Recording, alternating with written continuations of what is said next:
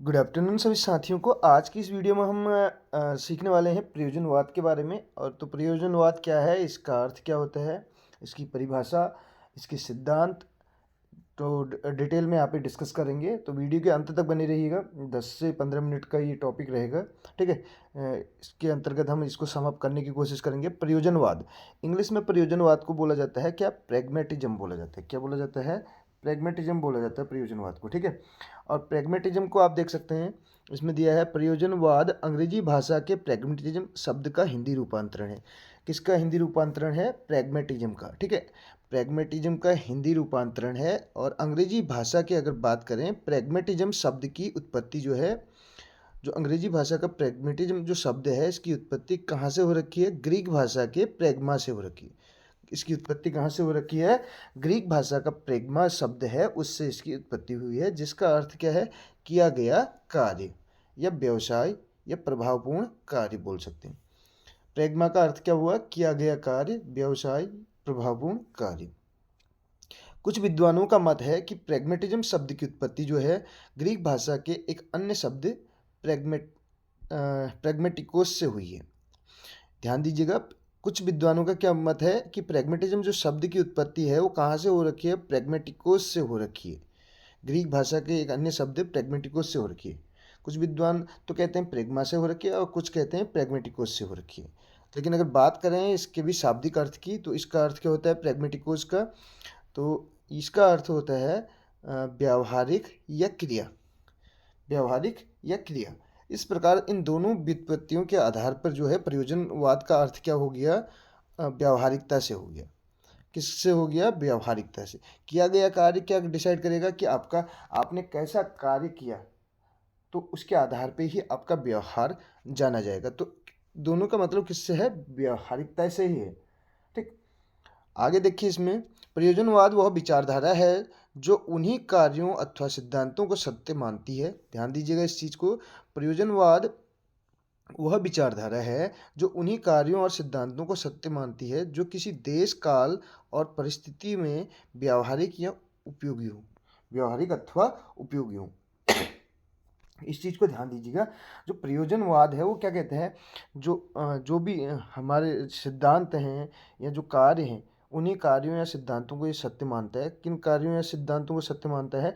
जो किसी देश, यानी कि किसी भी देश में आप हैं या किसी भी कालखंड में हैं या किसी परिस्थिति में हैं, वहाँ पे वो व्यवहारिक हों और आपके लिए उपयोगी हों। वो कार्य, वो सिद्धांत, वो जो सत्य है, वो यानी कि कार्य और सिद्धांत जो आपके लिए तभी सत्य होंगे, उन्हीं को सत्य मानता है जब अगर आप किसी देश में हैं, वहाँ पे आपके लिए वो सत्य साबित होते हैं, वो सिद्धांत सही साबित होते हैं, कहने का मतलब है।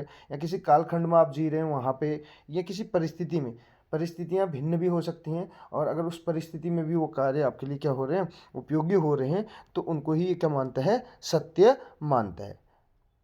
और इसका मतलब है कि सत्य भी क्या है? परिवर्तनशील है, ठीक है। ध्यान दीजिएगा, इसका मतलब क्या है? सत्य भी परिवर्तनशील है, ये कहता है। ध्यान दीजिएगा इसकी डेफिनेशन को अगर एक अलग उसमें हम कहें, तो मूल्य और सत्य जो है, ध्यान दीजिएगा इस वाले पॉइंट को, मूल्य और सत्य, मूल्य और जो सत्य है, इसके बारे में बात करता है। मूल्य और सत्य जो हैं, ये क्या करते हैं? देश, काल और, जैसा कि इसमें अभी हमें दिया था, देश, काल और परिस्थिति। देश, काल और परिस्थितियों के अनुसार ये क्या करते रहते हैं? बदलते रहते हैं। ये कहता है देश, काल और परिस्थिति के अनुसार ये क्या करते हैं? बदलते रहते हैं। क्या चीज़ें बदलते रहती हैं? मूल्य और सत्य। मूल्य का मतलब है कहीं ना कहीं मूल्य मीमांसा, आचार मीमांसा। आचार का मतलब होता है व्यवहार से, व्यवहार और जो सत्य है वो आपका परिस्थितियों के अनुसार बदलता रहता है। आपने अगर किसी व्यक्ति के बारे में, 1 मिनट के लिए एक एग्जांपल यहाँ पे दे रहा हूँ, आपने कहा वो व्यक्ति बहुत अच्छा है, उसका व्यवहार अच्छा है, तो उस समय उसकी परिस्थिति क्या थी? जिस परिस्थिति में आप उससे मिले, तो उस टाइम तो उसकी परिस्थिति उसके फेवर में थी, तो उसका व्यवहार अच्छा था। हो सकता है कि किसी विपरीत परिस्थिति में आप उससे मिलते हैं, तो उसके व्यवहार में वहाँ पे आपको चेंज देखने को मिलेगा। तो कहीं ना कहीं प्रयोजनवाद भी ये कहता है कि जो मूल्य है या जो सत्य है वो बदलता रहता है। सत्य क्या था कि आपने कहा कि वो व्यक्ति सही है, या आपने किसी चीज़ के बारे में, किसी स्कूल के बारे में या किसी संस्था के बारे में आपने बोला कि वो संस्था एकदम सही है, बिल्कुल मान्यता प्राप्त है, या किसी अन्य चीज़ के बारे में आपने बोल दिया। लेकिन अगर समय और परिस्थितियों के साथ साथ वो चीज़ें बदलती भी रहती हैं, ठीक। तो इस चीज़ का भी ध्यान दीजिएगा। जैसे एक सर्टिफिकेट की बात कर लें, एक सर्टिफिकेट आपने कहा ये वैलिड है, अभी अगर बात करें एक कालखंड के लिए वैलिड होगा। जैसे बहुत से साथी पूछते हैं कि ये जो है अभी मार्च तक इसकी डेट है, तो मार्च तक तो वैलिड है, उसके बाद क्या हो जाएगा, वो सत्य क्या हो जाएगा, बदल जाएगा सत्य। अब वो जो है वो सर्टिफिकेट आगे वैलिड उससे नहीं होगा।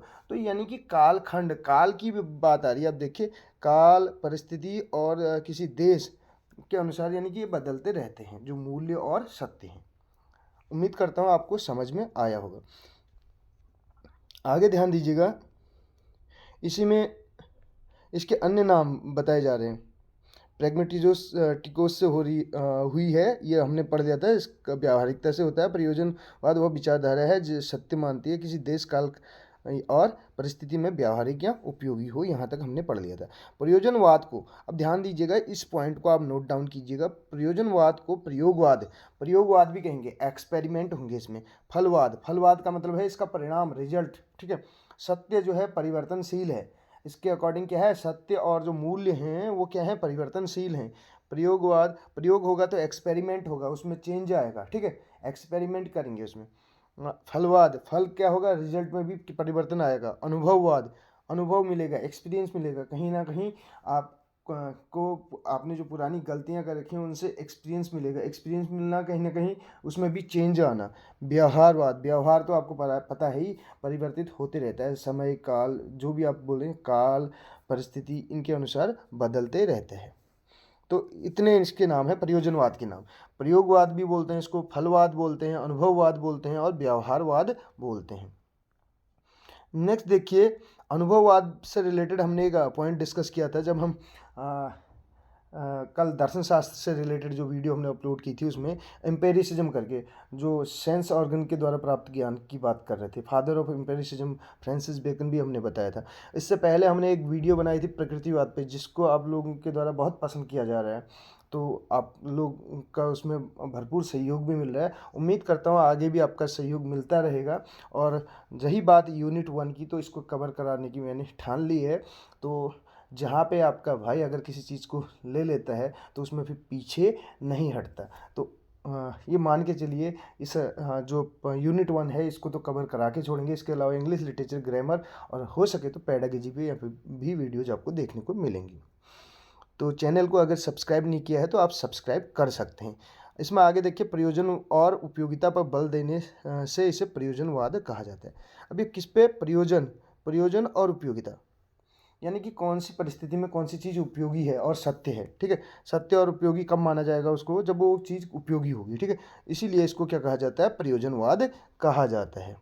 अब देखिए इसमें आगे क्या बोल रहा है, प्रयोजनवादी यह भी मानते हैं, जो प्रयोजनवादी हैं, जो प्रैग्मेटिस्ट हैं, वो क्या मानते हैं, शिक्षण विधि कोई भी हो उसमें क्रियाशीलता होनी चाहिए। क्या होनी चाहिए, उसमें क्रियाशीलता होनी चाहिए, एक्टिवनेस होनी चाहिए, ठीक है, एक्टिवनेस होनी चाहिए। एक्टिव यानी कि कल भी हमने पढ़ा था, उसमें प्रकृतिवाद में भी पढ़ा था, बालक को सेंटर पर रख के ही सब कुछ किया जाता है, ठीक है, बाल केंद्रित शिक्षा की बात होती है। तो ये भी कह रहा है शिक्षण विधि भी क्या होनी चाहिए, क्रियाशीलता पर आधारित होनी चाहिए, ठीक, उसमें एक्टिविटी होनी चाहिए, एक्टिविटी से भरपूर होनी चाहिए।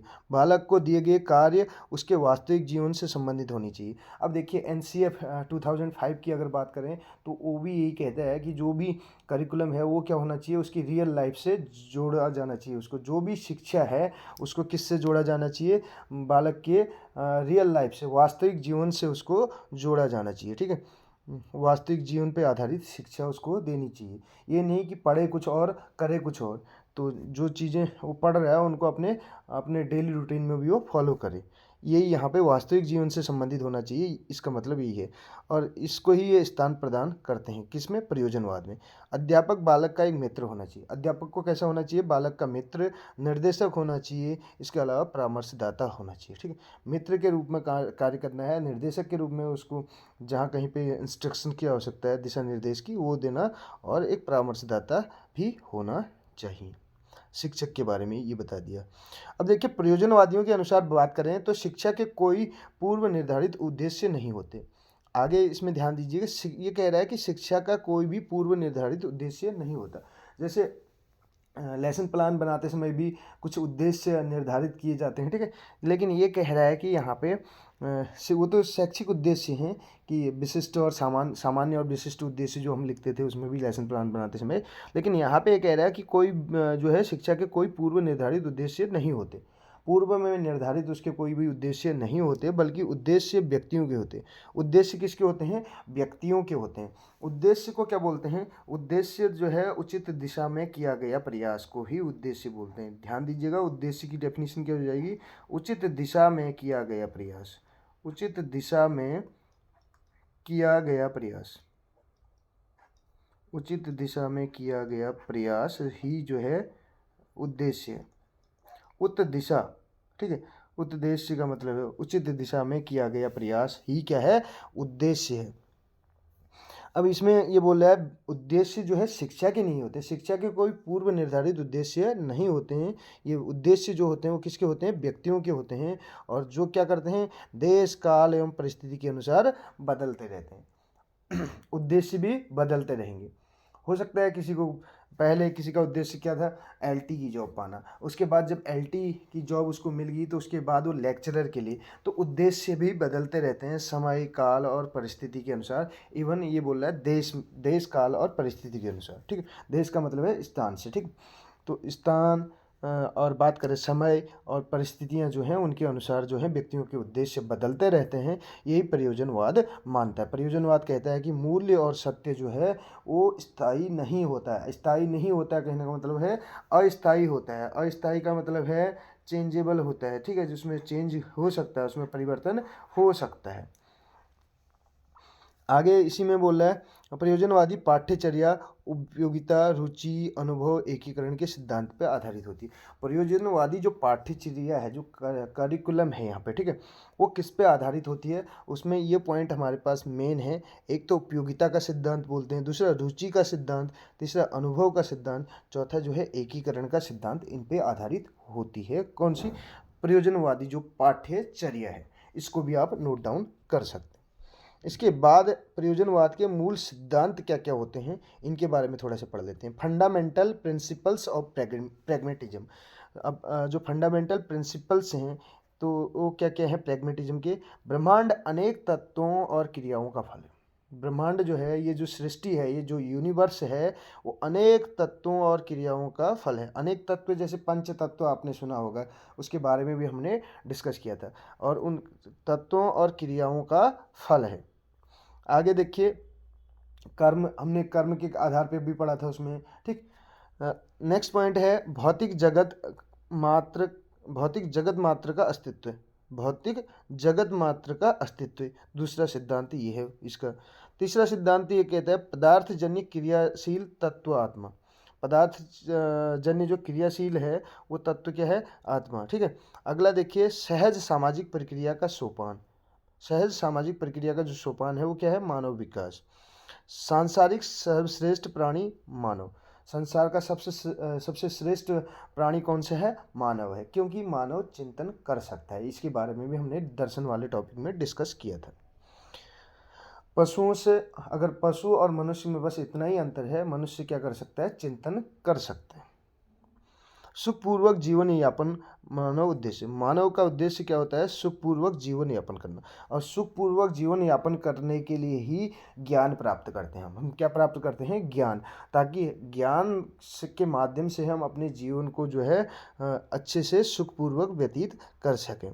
तो ज्ञान मीमांसा, अगर इसकी भी बात करें तो इसमें भी 3 मीमांसाएं जैसे हमने दर्शन शास्त्र में पढ़ा था, तत्व मीमांसा, ज्ञान मीमांसा और आचार मीमांसा। तो ज्ञान मीमांसा का मतलब क्या होता है? ज्ञान प्राप्त करना, ठीक है। और ज्ञान प्राप्त करेंगे तो उसके आधार पे हमारा क्या होगा? व्यवहार होगा, आचार करेंगे, हम नैतिकता सीखेंगे, उसमें क्या सही है क्या गलत है, ठीक। नेक्स्ट पॉइंट देखिए, सातवां है सुखपूर्वक जीवन यापन व सामाजिक विकास परस्पर निर्भर। तो सुखपूर्वक जीवन यापन करना तो है ही, इसके अलावा सामाजिक विकास पर भी इसमें परस्पर निर्भर रहता है, कह रहे हैं। सामाजिक विकास का आधार क्या होता है? सामाजिक कुशलता। कुशलता, हमने इस कुशलता वाले पॉइंट को भी पढ़ा था कि हर कोई यहाँ पे ज्ञान प्राप्त करता है, यानी कि जो ज्ञान प्राप्त करने की कोशिश करता है वो क्या है, जानने की इच्छा रखता है, जो जिज्ञासुता जिसमें है वो क्या है, दार्शनिक है। और दार्शनिक में हमने पढ़ा था कि दार्शनिक दो टाइप से हम इसमें अंतर क्रिएट कर सकते हैं, एक तो कुशल और अकुशल दार्शनिक, ठीक है। राज्य एक सामाजिक संस्था, राज्य को किस रूप में माना गया है, एक सामाजिक संस्था के रूप में। आगे देखिए प्रयोजनवाद और पाठ्यक्रम, प्रैग्मेटिज्म एंड करिकुलम। हमने पाठ्यक्रम के बारे में बात कर लिया, करिकुलम किस पे बेस्ड होना चाहिए इसमें बताया गया था, करिकुलम किस पे बेस्ड होना चाहिए ये तो हमने बात कर ही ली थी। जो करिकुलम है वो वास्तविक जीवन यानी कि पाठ्यचर्या जो है या पाठ्यक्रम की बात करें, ठीक, तो वो किस पे आधारित होना चाहिए, वो होना चाहिए वास्तविक जीवन पर आधारित, वास्तविक जीवन से संबंधित होना चाहिए, ठीक है। जो भी हम नॉलेज गेन कर रहे हैं उसका संबंध किससे होना चाहिए, वास्तविक जीवन से, रियल लाइफ से होना चाहिए। ये उद्देश्यों की तरह स्पष्ट विषय विभाजन की जगह पाठ्यक्रम हेतु उन सिद्धांतों को बढ़ावा देना चाहते हैं जो इनके अनुसार बालक हेतु आवश्यक हैं। ये कहते हैं समयानुसार सिद्धांतों के अनुसार विषयों की आवश्यकता होगी, जिस टाइप से जैसा जैसा समय होगा उसके अनुसार ही जो है विषयों की आवश्यकता होगी। जैसे आज की डेट में बहुत से आपने देखा होगा, अब हम देख रहे हैं कि सब्जेक्ट्स में न्यू एजुकेशन पॉलिसी में भी हमने देखा 9th से ही कुछ न्यू सब्जेक्ट्स भी उसमें ऐड कर दिए गए हैं, ठीक है। जैसे हैंडीक्राफ्ट, हस्तकला से संबंधित भी, और इसमें अगर बात करें ऑटोमोबाइल करके, तो समय के अनुसार क्या है सिद्धांत, ये बोला है समय अनुसार सिद्धांतों के अनुसार विषयों की आवश्यकता होगी, ठीक है। इनके अनुसार पाठ्यक्रम निर्माण हेतु निम्न सिद्धांतों का अवलंबन लेना होगा। इसमें आप सिद्धांत क्या क्या है हमारे पास, सिद्धांत हमने ऑलरेडी बता दिए थे वहाँ पे। उपयोगिता का सिद्धांत होगा, प्रिंसिपल ऑफ यूटिलिटी, उपयोगिता। अब उपयोगिता क्या होता है, कोई चीज़ हमारे लिए उपयोगी कब होगी, जब हमें उसकी आवश्यकता होगी। अगर इसी को हम इकोनॉमिक्स के हिसाब से चलें, नीड, जब ज़रूरत होगी कोई चीज़ की हमें, तो हमारे लिए वो चीज़ क्या हो जाएगी, उपयोगी हो जाएगी। हमें उसकी आवश्यकता है और वो चीज़ अगर उसकी पूर्ति कर दे रही है तो हमारे लिए क्या होगी, वो उपयोगी होगी। उपयोगी होगी तो वही चीज़ हमारे लिए क्या होगी, महत्वपूर्ण होगी, ठीक है। वही हमारी क्या है, आवश्यकता है, नीड है, ठीक। तो उपयोगिता का सिद्धांत पहला हो गया। उपयोगिता क्या है, किसी अगर समय विशेष पे कोई चीज़ हमारे लिए क्या कर देती है, हमारे कार्य में जो है सहायक होती है, तो वही हमारे लिए क्या है, उपयोगी है। जेम्स महोदय क्या कहते हैं, it is true because it is useful. ये सत्य है क्योंकि यह उपयोगी है। किसी वस्तु की सत्यता उसकी उपयोगिता के आधार पर निर्धारित की जा सकती है। अब उपयोगिता कैसे पता चलेगा, देखो सत्य, इस डेफिनेशन को ऐसे समझिए कि कोई चीज़ कितनी उपयोगी है, कितनी सत्य है। अब देखो हमने कहा कि सत्यता की जांच कैसे करेंगे, अगर कोई किसी चीज़ के बारे में बोल रहा है कि इससे इतना फ़ायदा होगा, ये बात सच है कि झूठ है, वो बाद में पता चलेगा जब वो चीज़ हमारे लिए वहाँ पे हमें हेल्प करेगी उसमें, तो कहीं ना कहीं हमारे लिए उपयोगी होगी, तो ही तो सत्य होगी। रुचि का सिद्धांत, अब रुचि का सिद्धांत तो बहुत ज़रूरी है। इंटरेस्ट, ठीक है, प्रिंसिपल ऑफ इंटरेस्ट। अब जैसे इसी में बच्चे के अगर एजुकेशन के बारे में बात करें, अगर बच्चा इंटरेस्टेड नहीं है, देखो उसके लिए उसको क्या करना होता है, मोटिवेट करना होता है, अभिप्रेरित। देखिए अगर उसका इंटरेस्ट नहीं होगा, आप कुछ भी करेंगे तो नहीं उसको पढ़ेगा, ठीक। अनुभव का सिद्धांत, अनुभव कैसे, एक्सपीरियंस के द्वारा प्राप्त ज्ञान होता है, ठीक है। विद्यालय समुदाय का अंग है, इसलिए यदि ये क्रियाएं समुदाय की क्रियाओं का रूप ग्रहण कर लेंगी, ये बालक में नैतिक गुणों और पहलकदमी और स्वतंत्रता के दृष्टिकोणों का विकास करेंगी। साथ ही ये उसे नागरिकता का प्रशिक्षण देंगी और आत्मानुशासन को ऊंचा उठाएंगी। आत्मानुशासन में सेल्फ जो है उसमें डिसिप्लिन की भावना आएगी, ठीक, खुद यानी कि उन चीज़ों को फॉलो करेगा। एकीकरण का सिद्धांत है, प्रिंसिपल ऑफ इंटीग्रेशन, ठीक। और सत्य की परिवर्तनशील प्रकृति, nature of truth is changeable. सत्य की प्रकृति कैसी है, चेंजेबल है। हमने बोला कि सत्य भी क्या है, परिवर्तनशील है। सत्य भी क्या है, परिवर्तनशील है। The truth of an idea is not a stagnant property inherent in it, बोल रहा है truth happens to an idea, William James ने कह रखा है। अब सत्य परिवर्तनशील कैसे होगा, 1 मिनट के लिए ध्यान दीजिएगा किसी जैसे साथी का सिलेक्शन पहले उसमें नहीं हुआ, जब लिस्ट दी गई, जब पहली मेरिट लिस्ट आई, जब वहाँ पे उसका सिलेक्शन नहीं हुआ, तो लोग क्या कहेंगे या वो क्या कहेगा कि उसका सिलेक्शन नहीं हुआ। अब पता चल रहा है कुछ दिन बाद उसी में वेटिंग लिस्ट जारी होगी। क्या होगी? वेटिंग लिस्ट जारी होगी। वेटिंग लिस्ट जारी हुई और उसका नंबर आ गया, तो अब यानी कि उसका सिलेक्शन हो गया। तो कहीं ना कहीं ये चेंज सत्य पर यानी कि परमानेंट नहीं है, वो उसका नहीं हुआ तो ये नहीं कि परमानेंट नहीं हुआ, तो वो भी चेंज हो सकता है। ठीक है, किसी भी चीज़ में ऐसे ही ये क्षणिक भी हो सकता है, कहने का मतलब है चेंजेबल हो सकता है। जेम्स महोदय कहते हैं, सत्य कोई पूर्ण निश्चित एवं अनंत सिद्धांत नहीं है, प्रत्युत वह सदा निर्माण की अवस्था में रहता है। सत्य भी सदा निर्माण की अवस्था में रहेगा। निर्माण का मतलब है उसमें कंस्ट्रक्शन होगा, उसमें वृद्धि होगी, उसमें चेंज आएगा। ठीक है, कंस्ट्रक्शन का मतलब आप देखिए, निर्माण कार्य होता है, जब निर्माण कार्य होता है तो किसी चीज़ में क्या होगा? चेंज होगा, परिवर्तन होगा, उसको एक नया रूप दिया जाएगा। ठीक है, तो सत्य भी परिवर्तनशील है। यही जो है प्रयोजनवाद का मेन उद्देश्य है। प्रयोगात्मक प्रयोजनवाद इस विचारधारा का मुख्य प्रवर्तक जॉन डीवी को माना जाता है। अब अगर प्रयोगात्मक प्रयोजनवाद के अगर इसके जनक के रूप में हम बात करें तो कौन है? जॉन डीवी हैं। जॉन डीवी, इनके शिष्य का नाम क्या है? किलपैट्रिक। ठीक है, किलपैट्रिक किस सिद्धांत से, किस वाद से संबंधित हैं, ये आप बताएंगे। आपके लिए एक क्वेश्चन। ठीक है, जॉन डीवी, और जॉन डीवी के बारे में बात करें तो इस विचारधारा को को नाम रूपी प्रयोजनवाद के नाम से भी जाना जाता है। किस नाम से जाना जाता है? नाम रूपी प्रयोजनवाद के नाम से भी जाना जाता है। इस विचारधारा के मत अनुरूप कहने का मतलब है सत्य वही है जिसको सिद्ध किया जा सके। ये कहते हैं नाम रूपी प्रयोजनवाद क्या है? ये इस विचारधारा के अनुसार सत्य वही है जिसको सिद्ध किया जा सकता है। ठीक है, अदरवाइज वो कल्पना मात्र है। बस आज की वीडियो में इतना ही। कैसी लगी आपको वीडियो ज़रूर बताइएगा। मिलते हैं अगली वीडियो में। Thank you so much.